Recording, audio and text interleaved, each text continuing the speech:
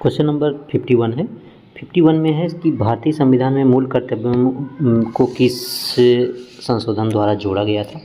यानी कि मूल कर्तव्य जो है हमारे आर्टिकल 51A में बोला गया है कि भारत का एक मूल कर्तव्य होगा, जिसमें 11 मूल कर्तव्य बताए गए हैं। तो उसमें कह रहा कि इसको कब जोड़ा गया था, तो मैं ये आपको बता दूं, ये जोड़ा गया था 42वां संविधान संशोधन 1976 द्वारा जोड़ा गया था। भारतीय संविधान में मूल कर्तव्य को जोड़ा गया था, जो कि आर्टिकल 51 के ए में रखा गया है। हाँ, क्वेश्चन नंबर 52 में देखते हैं। 52 में है कि संसद के किस सदन में अविश्वास प्रस्ताव लाया जा सकता है। तो लोकसभा होगा, लोकसभा में ही अविश्वास प्रस्ताव लाया जाता है। क्वेश्चन नंबर 53 में देखते हैं, राज्यसभा के सदस्य कैसे चुने जाते हैं। तो राज्यसभा के जो सदस्य हैं वो विधानसभाओं के सदस्य द्वारा चुने जाते हैं, निर्वाचित किए जाते हैं। राज्यसभा के सदस्य कैसे चुने जाते हैं, विधानसभा के निर्वाचित सदस्यों द्वारा ही चुने जाते हैं। यानी कि ये अनुच्छेद 80 के 4 में बताया गया है। विधानसभाओं के सदस्य यानी कि विधायक जो होते हैं, एमएलए होते हैं, उनके द्वारा राज्यसभा के सदस्य चुने जाते हैं। ऑप्शन ए राइट हो जाएगा। 54 है, सामान्य समय में लोकसभा का कार्यकाल कितना वर्ष होता है।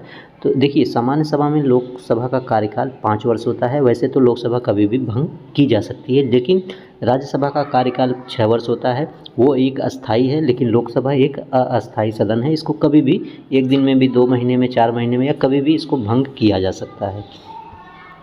आर्टिकल बोल रहे हैं। क्वेश्चन नंबर 55 है, भारतीय संविधान का अस्थाई सदन कौन सा सदन कहलाता है। ये देखिए, राज्यसभा अस्थाई सदन कहलाता है, जबकि लोकसभा अस्थाई सदन कहलाता है। इसका कार्यकाल 6 वर्ष होता है, इसका कार्यकाल 5 वर्ष होता है। इसके सदस्यों की उम्र जो होनी चाहिए 30 वर्ष होनी चाहिए बनने के लिए राज्यसभा का, जबकि लोकसभा का 25 वर्ष होना चाहिए।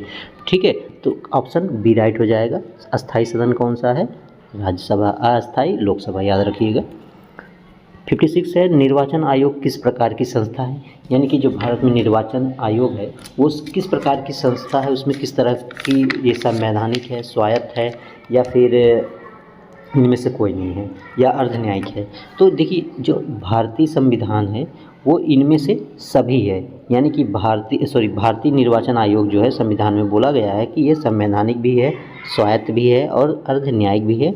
तो इसलिए इसका ऑप्शन डी राइट हो जाएगा। तो ठीक है, तो निर्वाचन आयोग किस प्रकार की संस्था है, ये इनमें सभी, संवैधानिक भी है, स्वायत्त भी है और अर्ध न्यायिक भी है। क्वेश्चन नंबर 57 है।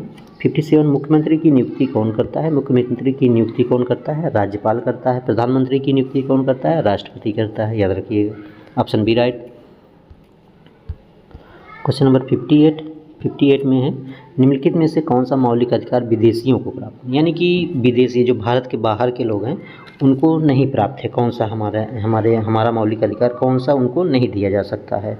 तो 58 का आपका ऑप्शन ए राइट हो जाएगा। अभिव्यक्ति की स्वतंत्रता का राइट्स उनको नहीं दिया जा सकता है कि आके इंडिया में कुछ भी बोले, तो ऐसा नहीं है, किसी का भी वो लोग आलोचना नहीं कर सकते हैं। 59 में, भारत का संविधान है कैसा है, लचीला है, कठोर है, या ना कठोर ना लचीला है, अंशतः कठोर है। तो देखिए, भारत का संविधान जो है ना ही कठोर है ना ही लचीला है। ऑप्शन सी राइट हो जाएगा। अब वैसे देखा जाए ये भी ऑप्शन सही लगता है, लेकिन सबसे सूटेबल ऑप्शन सी हो जाएगा, ना ही कठोर है ना ही लचीला है। क्वेश्चन नंबर 60 है, निम्नलिखित में से कौन सा एक मौलिक अधिकार नहीं है। समानता का अधिकार 14 से 18 मैंने बताया था। स्वतंत्रता का अधिकार 19 से 22 बताए थे। संपत्ति का अधिकार मैंने बताया था कि आर्टिकल 30 में दिया गया था, 30 नहीं 31 में दिया गया था, तो इसको निकाल दिया गया था संपत्ति के अधिकार को। ठीक है, जबकि शिक्षा का अधिकार 21 के क में दिया गया है। अभी बताया था ना, आर्टिकल 21 के क में। तो आपका ऑप्शन राइट हो जाएगा सी, संपत्ति के अधिकार को निकाल गया था, मैंने बताया था। ठीक है, ये निकला हुआ है।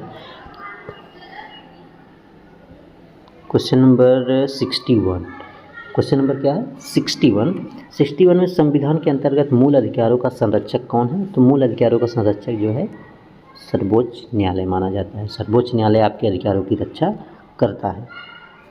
62 है, किस राजनीतिक विचारक के अनुसार राज्य ईश्वर की पृथ्वी पर अवतरण है। ये जो राज्य है ये ईश्वर का पृथ्वी पर अवतरण माना था हीगल ने। ठीक है, हीगल जो था एक आदर्शवादी विचारक ही है। किसने कहा कि राजनीति विज्ञान राज से शुरू होकर और राज पर ही खत्म हो जाती है? तो ये बहुत ही फेमस कोटेशन है गवर्नर का, ठीक है। ये टीजीटी में पूछा हुआ क्वेश्चन है। क्वेश्चन नंबर 64 है, किस राजनीतिक वैज्ञानिक के अनुसार राजनीति का संबंध समाज के मूल्यों और आधिकारिक आवंटन से है? तो इसमें देखिए, किस राजनीतिक विचारक का वैज्ञानिक के अनुसार राजनीति का संबंध समाज के मूल्यों के आधिकारिक आवंटन से है? तो ये आपका 64 का ऑप्शन राइट हो जाएगा, डेविड स्टर्न। कौन? David stern. अगला क्वेश्चन है, संविधान में धर्मनिरपेक्षता, संविधान में धर्मनिरपेक्ष शब्द कब जोड़ा गया था? मैंने आपको बताया था 42वां संविधान संशोधन 1976 में जो हुआ था, 42 अमेंडमेंट हुआ था ना, तो इसमें जो बोला गया था प्रस्तावना में पहली बार संशोधन उसी वक्त किया गया था। क्वेश्चन नंबर 67 है, अंतर्राष्ट्रीय मानवाधिकार दिवस हर वर्ष किस वर्ष मनाया जाता है? तो ये मनाया जाता है 10 दिसंबर को अंतर्राष्ट्रीय मानवाधिकार दिवस मनाया जाता है। क्वेश्चन नंबर 67, राजनीतिक दल के पास क्या होना चाहिए? एक सिद्धांत होना चाहिए, मुख्यालय भवन, सत्ता चलाने चाहने वाला, या फिर एक मजबूत वोट बैंक? तो देखिए, कोई भी राजनीतिक दल होगा उसके लिए एक सिद्धांत होना चाहिए कि हमारा जो पार्टी है या राजनीतिक दल है वो किस सिद्धांत पे बेस है और किस लिए काम करके, मतलब जनता के बीच किस उद्देश्य से वो आती है। तो बी आपका राइट हो जाएगा। राजनीति विज्ञान का क्षेत्र क्या है? तो देखिए, राजनीति विज्ञान का क्षेत्र जो है राज्य और सरकार का अध्ययन करना भी है और राजनीतिक सिद्धांतों का निर्धारण भी करना है और शक्ति का अध्ययन भी करना है। मतलब इन ऑप्शन डी हो जाएगा इनमें सभी। 69, आधुनिक दृष्टिकोण से जुड़े राजनीतिक विचारक की पहचान करें। यानी कि जो आधुनिक है, वेस्टर्न नहीं, यानी कि प्राचीन कालीन नहीं। तो देखिए, प्लेटो, अरस्तु, सुकराती सब प्राचीन है, लेकिन जो डेविड स्टर्न है ये आधुनिक विचारक माने जाते हैं। भारत के संविधान में प्रस्तावना का विचार कहाँ से लिया गया था? तो देखिए, प्रस्तावना का विचार अमेरिका से लिया गया है, ठीक है। प्रस्तावना का विचार कहाँ से लिया गया है? अमेरिका से लिया गया है। कनाडा से संघात्मक लिया गया है। ब्रिटेन से संसदीय प्रणाली ली गई है, ये याद रखिएगा। और फ्रांस से भी लिया गया है, से जो केंद्र और राज्य की शक्तियाँ हैं उससे संबंधित जो है फ्रांस से कुछ लिए गए हैं। 71 का है, संविधान एक निकाय है, कैसा है? बुनियादी कानून का, नियम का, नैतिक का या सिद्धांतों का? तो इसमें आपका ऑप्शन ए राइट हो जाएगा। यानी कि बुनियादी कानून का एक निकाय क्या है? अपना ये संविधान है। संविधान सभा के सदस्य थे, तो देखिए, संविधान सभा के जो सदस्य थे वो अप्रत्यक्ष रूप से निर्वाचित थे। कैसे निर्वाचित थे? अप्रत्यक्ष रूप से निर्वाचित थे, यानी कि उनका अप्रत्यक्ष रूप से निर्वाचन किया गया था। जैसे हम लोग किसका निर्वाचन करते हैं? अप्रत्यक्ष रूप से जैसे हम लोग किसका निर्वाचन करते हैं? प्रधानमंत्री का, ठीक है। प्रधानमंत्री का निर्वाचन नहीं, नियुक्ति होता है, लेकिन जो वहाँ के मेंबर होते हैं, वार्ड मेंबर का हम लोग करते हैं। इलेक्शन होता है, आम चुनाव होता है, हमारे यहाँ लोकसभा चुनाव होता है, उसी के माध्यम से हम लोग करते हैं, ठीक है। तो अप्रत्यक्ष चुनाव माना जाता है, जो हम डायरेक्टली किसी को नहीं चुनते हैं, किसी के माध्यम से चुना जाता है। 73 है, संविधान के अनुसार भारत एक है। भारत जो है एक राज्यों का संघ है, ठीक, यूनियन ऑफ स्टेट। किस भारतीय राज्य का अपना संविधान है? तो देखिए, है कि कह रहा है ये था, ठीक है, अब नहीं है, था। पहले जम्मू कश्मीर में था, तो ऑप्शन इस हिसाब से आपका ए राइट हो जाएगा। लेकिन अब कोई ऐसा राज्य नहीं है जिसका अपना संविधान है। तो यहाँ पे अनुच्छेद 370 था, जो कि हटा दिया गया 2019 में, 20 में, ठीक है। तो याद रखिएगा, ऑप्शन ए राइट हो जाएगा आपका। कौन सा शब्द भारतीय संविधान में नहीं है? संप्रभुता, संघीय, बंधुत्व, गणराज्य, ये सारी चीज़ें हैं, लेकिन संघीय यानी कि फेडरल शब्द जो है भारतीय संविधान में इसका उपयोग नहीं किया गया, कहीं भी नहीं किया गया है। जबकि संप्रभुता शब्द का भी किया गया, बंधुत्व का भी किया गया, गणराज्य, ये सारी प्रस्तावना में ही इसका यूज किया गया है। जबकि संघीय यानी कि फेडरल शब्द का यूज कहीं भी नहीं किया गया है। 76 है, उच्च न्यायालय के न्यायाधीश कितने वर्ष की आयु से सेवानिवृत्त होते हैं? उच्च न्यायालय, अगर सर्वोच्च न्यायालय की बात करता है तो 65 साल होता है, जबकि उच्च न्यायालय की बात करेगा तो 62 वर्ष हो जाएगा। ऑप्शन बी आपका राइट हो जाएगा। 77 में है, उच्च न्यायालय के न्यायाधीश किसके द्वारा नियुक्त होते हैं? जो उच्च न्यायालय के न्यायाधीश होते हैं वो राष्ट्रपति द्वारा ही नियुक्त किए जाते हैं, याद रखिएगा। और राष्ट्रपति ही जो है सर्वोच्च न्यायालय के न्यायाधीशों को भी नियुक्त करता है। अवशिष्ट शक्तियाँ, यानी कि जो शक्तियाँ बचती हैं, केंद्र और राज्य में शक्तियाँ बांट दी जाती हैं, ठीक है, कुछ शक्तियाँ केंद्र को, कुछ राज्य को, और बाकी जो शक्तियाँ बचती हैं उसको कहाँ पे रखा जाता है, तो वो जो है कौन रखता है, वो केंद्र सरकार ही रख लेती है। जनरली देखा जाए वैसे तो केंद्र सरकार का मतलब संसद भी होता है, केंद्र पे रख लिया जाता है, लेकिन यहाँ पे आप टिक कर सकते हैं, संसद टिक करते हैं, संसद अपने पास रख लेती हैं। कुछ जैसे अध्यादेश हुआ, ये सारी चीज़ें संसदें अपने बनाती हैं, ठीक है, तो केंद्र भी सही हो सकता है। ऑप्शन 79 है, भारतीय संविधान के किस अनुच्छेद में अस्पृश्यता के उन्मूलन का वर्णन किया गया है। अस्पृश्यता का उन्मूलन करने का जो आर्टिकल है उसमें है आर्टिकल 17, यानी कि अनुच्छेद 17 जो है अस्पृश्यता का उन्मूलन करता है, छुआछूत को रोकता है, 18 उपाधियों का अंत करता है, 19 जो है स्वतंत्रता का अधिकार देता है, 20 में जो है प्राणी एवं दैहिक स्वतंत्रता की बात करता है, यानी कि हाँ स्वतंत्रता की बात करता है, कहीं घूमने की आज़ादी देता है। धन विधेयक कहाँ प्रस्तुत किया जाता है। देखिए धन विधेयक कहाँ प्रस्तुत किया जाता है, ये जो है लोकसभा में पेश किया जाता है। धन विधेयक कहाँ पेश किया जाता है, लोकसभा में ही पेश किया जाता है। क्वेश्चन नंबर 81 है, लोकसभा का अधिकतम सीटें कितनी हो सकती हैं। लोकसभा में अधिकतम सीटें जो होती हैं वो 552 हो सकती हैं, बट 550 यहाँ पे कर सकते हैं आप।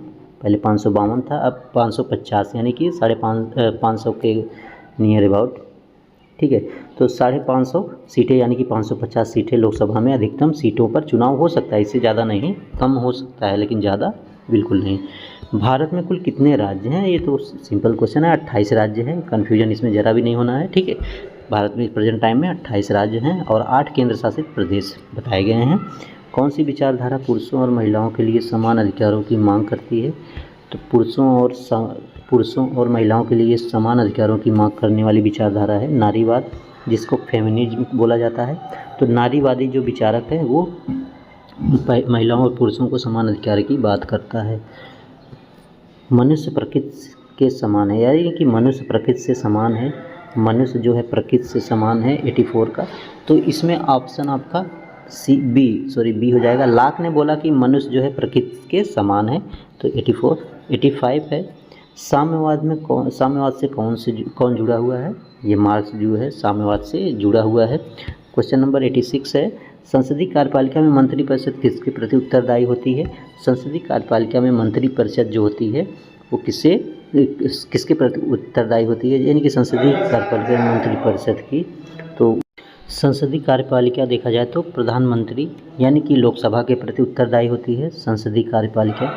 तो इसमें संसद के प्रति भी लगा सकते हैं आप लोग, ठीक है, लेकिन इसमें कन्फ्यूजन है थोड़ा, देख लीजिएगा आप लोग, जिसको मैं बाद में बताऊंगा आपको क्या होता है इसमें, ठीक है। तो यहाँ पे संसदीय कार्यपालिका में जो मंत्रिपरिषद है वो प्रधानमंत्री या फिर संसद के प्रति जिम्मेदार होती है। तो यहाँ पे आप प्रधानमंत्री लगा लीजिएगा, ठीक है। संसदीय कार्यपालिका किसके प्रति जिम्मेदार होती है, प्रधानमंत्री। क्वेश्चन नंबर 86 है, 86 है, जनता और सरकार के बीच कड़ी का काम कौन करता है। क्या संसद करती है, धार्मिक राजनीतिक या सरकारी अधिकारी करते हैं। तो इसमें 87 में आपका राइट आंसर हो जाएगा, 87 में संसद जो हो जाएगा, ठीक है, ये संसद। 88 है, 88 में है कि न्याय के वितरणात्मक सिद्धांत का प्रतिपादन किसने किया था। न्याय के वितरणात्मक सिद्धांत का प्रतिपादन किसने किया था, तो ये करने वाले थे जॉन रॉल्स, यानी कि, ठीक है। तो ये 89 में है, पंचायती राज एक्ट यानी कि 73वां संविधान संशोधन, 73वां संशोधन किस वर्ष पारित हुआ था। ये 1992 में पारित हुआ था। क्वेश्चन नंबर 90 है, पंचायत समिति के प्रमुख कौन होते हैं। तो पंचायत समिति के प्रमुख कौन होते हैं, तो पंचायत समिति के प्रमुख जो होते हैं वो मुखिया होते हैं। तो इसमें पंचायत समिति के प्रमुख कौन होते हैं, तो इसमें मुखिया होते हैं। क्वेश्चन नंबर 91 में देखते हैं, स्वतंत्र भारत के पहले गवर्नर जनरल कौन थे। तो स्वतंत्र भारत के पहले जनरल गवर्नर कौन थे, तो इसमें जो थे कौन थे, स्वतंत्र भारत की पूछा गया है, तो यहाँ पे ए हो जाएगा, सी राजगोपालाचारी जो थे स्वतंत्र भारत के पहले गवर्नर जनरल बने हुए थे। इसके बाद है 92 संविधान सभा के अध्यक्ष कौन थे। संविधान सभा के अध्यक्ष की बात की जाए तो उस समय थे डॉक्टर राजेंद्र प्रसाद संविधान सभा के अध्यक्ष थे। बिहार के प्रथम मुख्यमंत्री कौन बने थे। बिहार के प्रथम मुख्यमंत्री कौन बने थे। ऑप्शन सी जाएगा श्री कृष्ण जो थे बिहार के प्रथम मुख्यमंत्री बने थे। 94 है भारत के संविधान के प्रारूप समिति के अध्यक्ष कौन थे। डॉक्टर अंबेडकर थे। डॉक्टर भीमराव अंबेडकर जो थे प्रारूप समिति के अध्यक्ष बनाए गए थे, जबकि संविधान सभा के अध्यक्ष डॉक्टर राजेंद्र प्रसाद थे। क्वेश्चन नंबर 95 है माउंटेन मैन की उपाधि किसे दिया गया है। आपको पता होगा दशरथ माझी पर्वत को काट के इन्होंने रास्ता बनाया था, इसलिए इनको माउंटेन मैन की उपाधि दी गई है। 96 है निम्न में से किस राज्य में चिपको आंदोलन की शुरुआत हुई थी। तो ये उत्तराखंड के चमोली ज़िले से वहाँ से स्टार्ट किया था। ठीक है। 97 है किस अनुच्छेद के अंतर्गत पंचायतों को संवैधानिक दर्जा दिया गया है। तो आर्टिकल 243 में जो है पंचायतों को संवैधानिक दर्जा दिया गया है। धर्मनिरपेक्षता क्या है। धर्मनिरपेक्षता का मतलब ये है कि धर्म की समानता हो और धर्म की स्वतंत्रता हो। तो ऑप्शन सी राइट हो जाएगा, ए बी दोनों सही है। 99 क्वेश्चन है आपका राज्य की उत्पत्ति का सबसे प्राचीन सिद्धांत कौन सा है। तो सबसे प्राचीन सिद्धांत जो है दैवीय सिद्धांत माना जाता है राज्य की उत्पत्ति के बारे में। आज का लास्ट क्वेश्चन है संविधान सभा की 8वीं अनुसूची में कितनी भाषाएं शामिल थी। तो उस समय जो भाषाओं की संख्या थी 22 बताई गई थी। ठीक है। तो संविधान की 8वीं अनुसूची में कितनी भाषाएं हैं, 22 भाषाएं शामिल कर दी गई हैं। तो आज का सेशन यहीं पे द एंड करते हैं हम लोग। तो आप कमेंट सेक्शन में ज़रूर कमेंट करिएगा कि ये 100 क्वेश्चन का सीरीज आपके लिए कितना यूजफुल है। और अगर आप तैयारी कर रहे हैं वास्तव में, अगर अपनी सफलता प्राप्त करना चाहते हैं तो ये प्रैक्टिस सेट ज़रूर लगाइए, और एक बार नहीं 2 बार लगाइए। और साथ ही साथ कहीं से भी आपको मिले प्रैक्टिस सेट करिए। जितना ज़्यादा प्रैक्टिस करेंगे उतना ही ज़्यादा आपके सब्जेक्ट पे पकड़ होगी और आपका कॉन्फिडेंस भी ऊपर जाएगा, और जिससे आप किसी भी परीक्षा में सफलता ज़रूर प्राप्त करेंगे। ये मेरा अनुभव है और मेरा एक्सपीरियंस भी है, मुझे भी सफलता इसी तरह से मिली है। तो सो प्लीज़ मैं आप लोगों के साथ अपना एक्सपीरियंस शेयर करता रहूँगा। ठीक है। तो ये क्वेश्चन ज़रूर करिएगा, कहीं से भी मिले बुक पढ़िए, लेकिन रेगुलरिटी पढ़ाई अगर सक्सेस पाना है तो रेगुलरिटी ज़रूर अपनी लाइफ में लाइए। सब काम को छोड़ दीजिए, लेकिन रेगुलर पढ़ाई जो कम से कम 4 घंटे रेगुलर ज़रूर पढ़िए, 4-5 घंटे जो है आप कहीं भी होंगे, किसी क्षेत्र में होंगे, सफल ज़रूर होंगे। ठीक है। तो आज के लिए इतना ही, फिर मिलते हैं हम लोग। एक सब्जेक्ट और लेके आएंगे आपको सामने ज्योग्राफी का, वो 11 क्लास का रहेगा, उसमें भी हम लोग लगभग 70 क्वेश्चन कवर करेंगे। तो मिलेंगे नेक्स्ट वीडियो में। तो चलते हैं, आज के बाद फिर से मिलेंगे नेक्स्ट वीडियो में। Thanks for watching.